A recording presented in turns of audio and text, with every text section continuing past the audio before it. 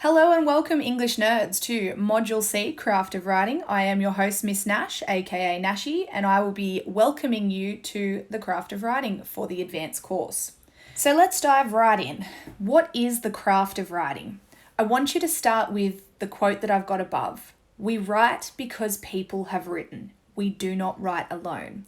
It is important to remember that in some ways, writers are a little bit like robbers. We borrow and we keep and we change and we adapt the things that influence us. So primarily, while we're reading text throughout Craft of Writing, we will be looking for the elements of those texts that inspire us and make us want to employ their techniques or their creative approach in our own work.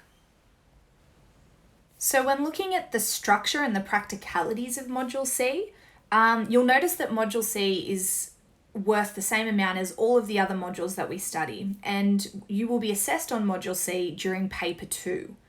You will have 30 hours of class time dedicated to this module, and we've already started looking at some of it throughout our other modules, but we're going to spend some dedicated time going through the Craft of Writing texts now.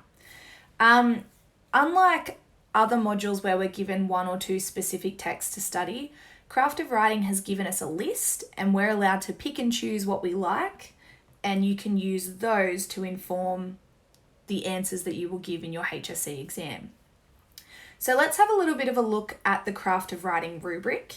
If you have your Craft of Writing booklet that accompanies this PowerPoint and presentation, you will notice that there is a fill in the gaps Craft of Writing rubric. I would like you to go through now and pause the video, read through the Craft of Writing rubric statement, and fill in the missing gaps using the word bank below. When you finish that, turn to the next page and have a look at the definitions for the different types of text type that we'll be looking at during Craft of Writing.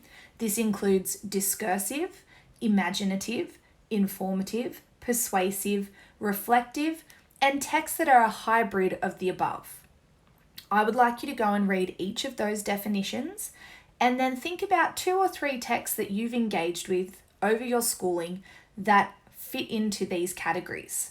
If you haven't yet engaged with a particular type of text, or you feel that you haven't, for instance, like discursive, it needs to be a big primary focus for you for the next few lessons to try and find examples of those texts and read them.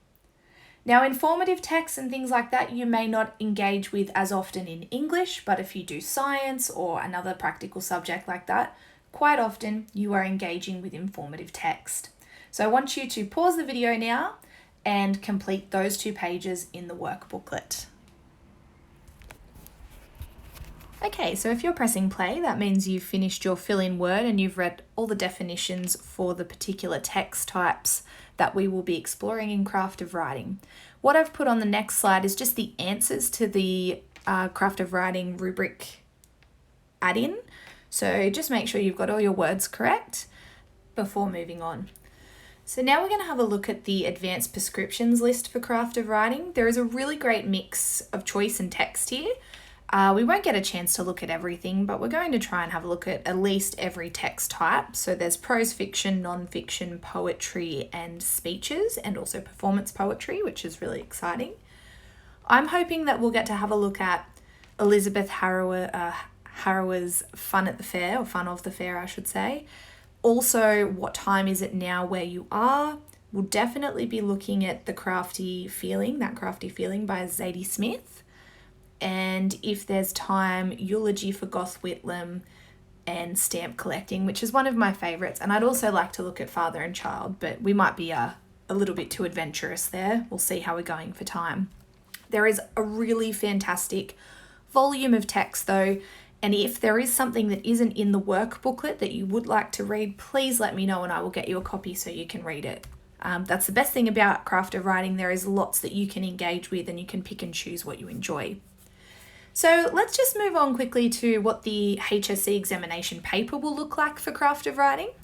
It will be in paper 2 of the English HSC exam. And it will be the 3rd section within that paper 2. So you'll have 40 minutes to work on Craft of Writing. And the question on Module C will be different to all of the past Paper 2 questions. So the question may be a Part 1, Part 2 response. It may be a piece of sustained writing or a reflection or an analytical response to a piece of creative writing. So there is lots of possibility for what this could be, which is exciting, and I'm sure also a little bit stressful, but it is an exciting time to be able to write creatively and then discuss your creative choices. And that is the basis of craft of writing, where you are looking at texts and how they inform the writing style of your own work. So in that aspect, it is quite exciting. So the question may be on a specific form. You may be asked to write imaginatively, discursively, persuasively, reflectively, or informatively. So you will need to be hip to all the forms, if you will. And the question may offer students a choice. So you guys might get a choice of picking between one or two. So they might say that they want you to write either persuasively or discursively, or they might give you all of the options.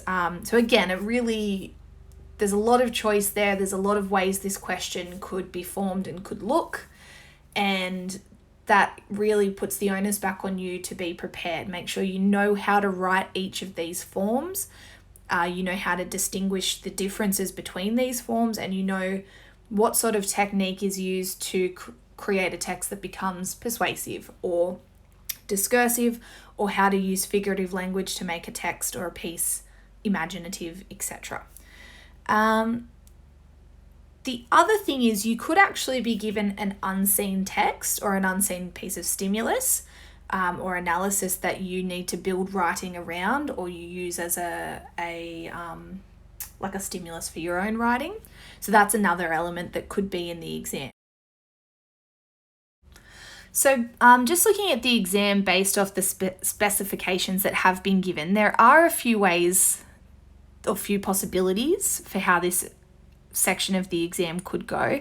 And if you look at the slide, you'll see we've tried to break it down for you into what an imaginative, discursive, persuasive, informative, or reflective response might look like. So as I said before, you may be given a stimulus or a prescribed text. You may be asked to refer to one of the prescribed texts that we've studied. It may ask you to refer to at least two of the prescribed texts we've studied in Module C.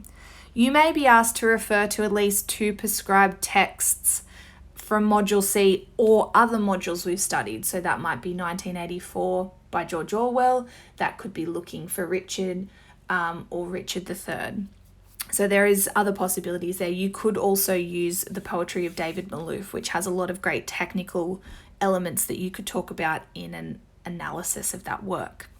You may be asked to explore a particular aspect of language or form for each of the above possibilities as well. So you could be asked to look at the use of metaphor. You could be asked to look at how imaginative text evokes a certain emotion or a feeling. So really, there's a lot of possibility for imaginative response.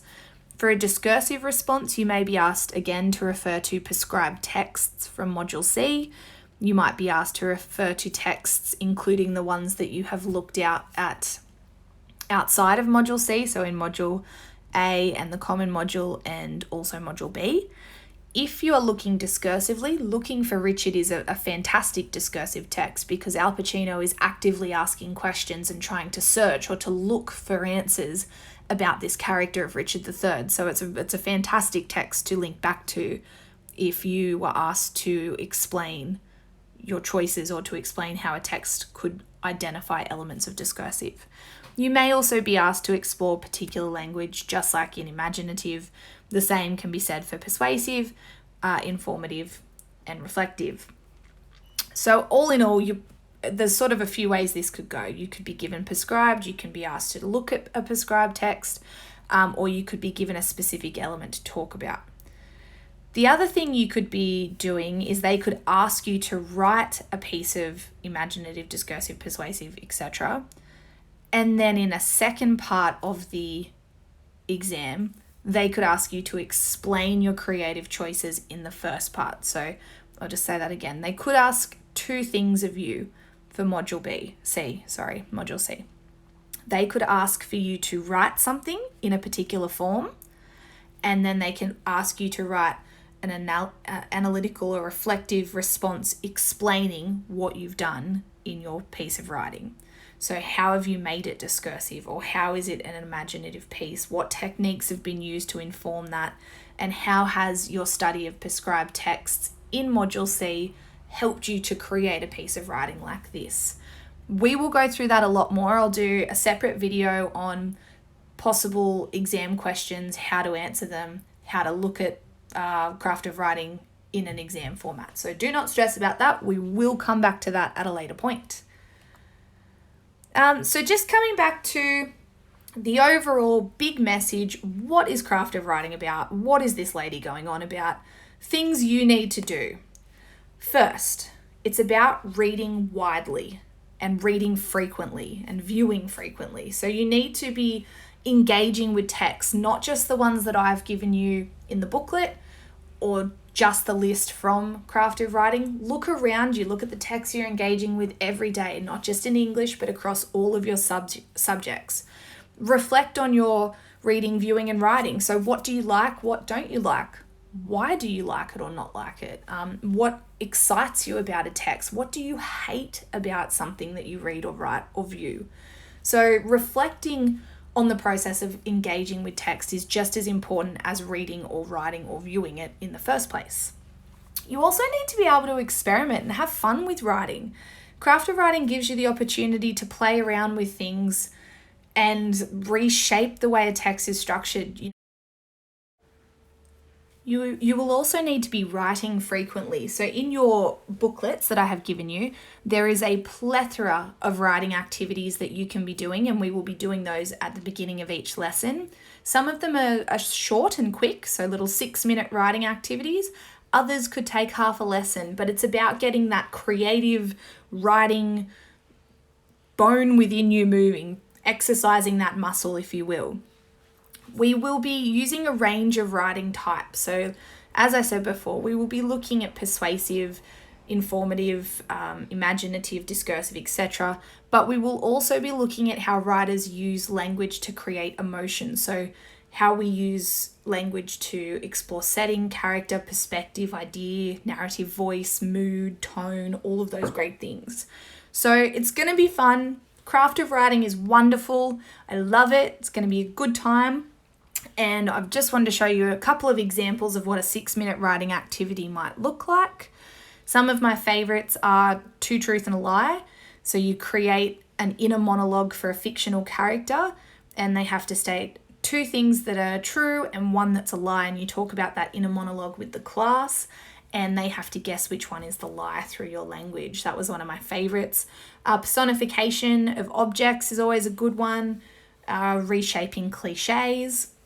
And if you are someone like myself who always seems to suffer from writer's block, stream of conscious is a great way of writing. Basically, you get to write free for 6 minutes. You don't have to worry about editing. You don't have to have your grammar in check. It's just about writing constantly and not stopping, just writing whatever comes to your mind. Sometimes I give topics just to help you get started, but other times it's just about clearing what's in your head. Nobody has to read it. It doesn't have to be edited later, but it really does free up the mind ready for whatever sort of writing that you want to do. It's fantastic. I do love stream of conscience. So coming up in the next few videos, we're going to start breaking down text types.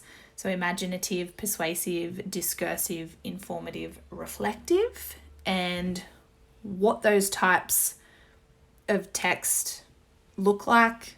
You have engaged with these since primary school, so for some of you, you'll know these really clearly. Discursive might be one that trips you up a little bit, so we will go into a lot of depth in discursive, but we'll also be looking at some of the prescribed text within those text types as well. So lots of fun things to come up. Do be open to Craft of Writing. It is a beautiful module, and I love that it's been added to our HSC pattern of study. It's going to be lots of fun. Check back in with me soon. Thank you, English nerds. You have been fabulous. What I will say now is pause the video or stop the video and choose one of those 6-minute writing activities from your booklet and get started. Enjoy. Have a great day. Thank you, English nerds, and I will be back next time with more craft of writing. Nashy out.